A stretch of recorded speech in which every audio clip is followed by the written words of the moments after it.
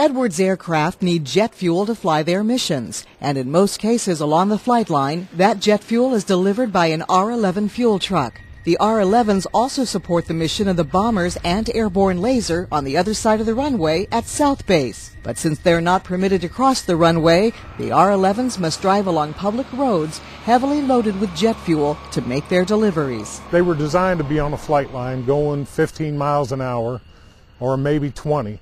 And that's what they're designed for. They're just not made to make, especially right-hand turns. If you make a right-hand turn in the truck, you really got to get a wide turn. And the body of the truck, the wheelbase is wide, so it takes a lot of space to make that turn. The R-11 trucks are 9 feet wide with a unibody construction and are not capable of traveling at competitive traffic speeds. On their way to South Base, they're having issues with they're going slower, and the traffic's trying to go 55, the truck's only going 45. They get into those areas which is legal to pass, but they're passing, and sometimes they pass, the truck's a little longer than they think it is, or the other car coming is closing at a faster rate, and sometimes they cut in on our trucks, and that's a problem because if the truck gets off the side of the road, it's loose gravel and a drop-off, and the fuel in the truck, it has baffles to take care of forward-backwards movement, but if the truck starts sloshing fuel sideways, it'll start making the truck shift left to right. Those soft shoulders with loose gravel along Lancaster Boulevard are a serious concern.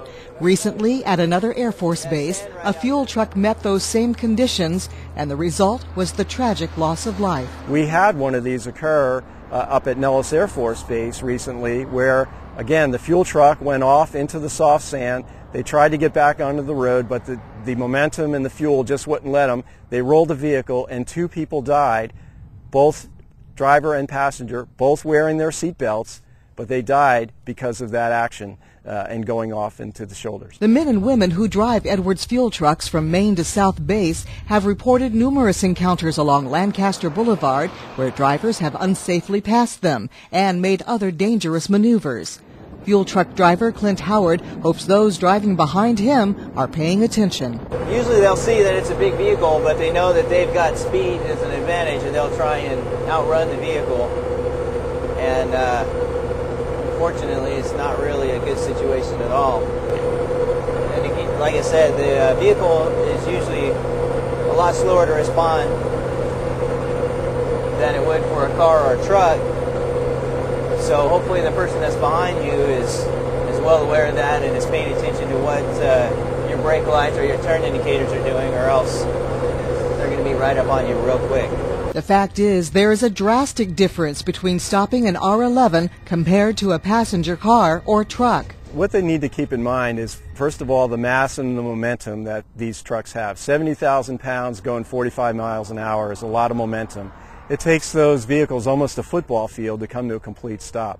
Second of all, with that fuel sloshing around in the truck, they're very unstable. They're not built to be going at high rates of speed and on particular roads that have soft shoulders and bumps and that sort of thing, and with a lot of traffic that can cause them to have to take evasive reactions. While it is legal to pass on some sections of Lancaster Boulevard between Wolf and Jones Road, Senior Airman Michael Guyette with the 95th Security Forces Squadron doesn't advise passing an R-11. We don't recommend for them to pass, but we understand it is going to happen because it is legal to pass there.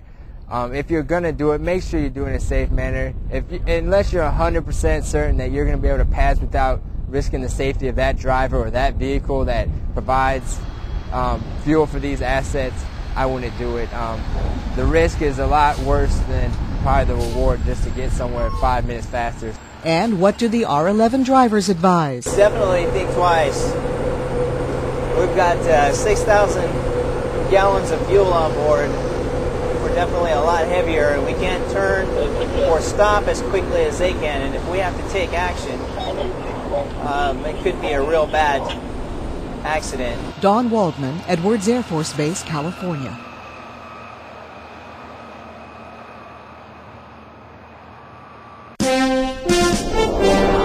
This has been Dateline Edwards. If you have questions or comments, we'd like to hear from you.